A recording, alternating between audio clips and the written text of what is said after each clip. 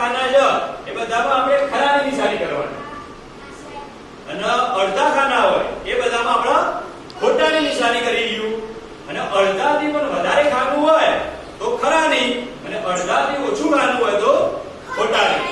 પછી જેટલા આખા ખાના હોય એ બધાનો સરવાળો કરી દઈએ અને અડધાથી વધારે હોય એ બધાનો સરવાળો કરીશું.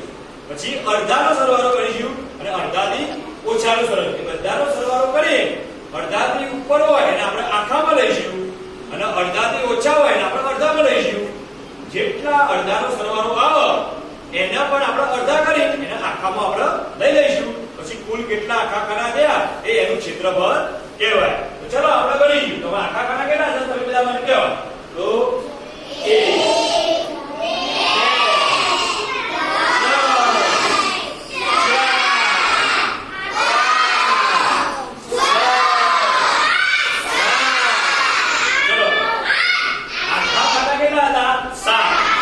અડધાથી વધારે એક તો એનામાં આખું કરી દીધું.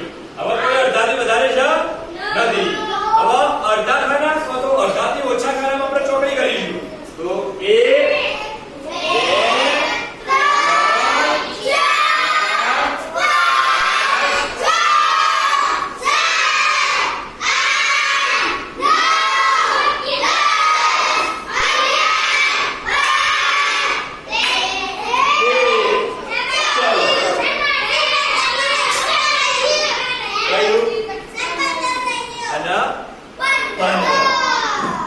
બાજુ રહી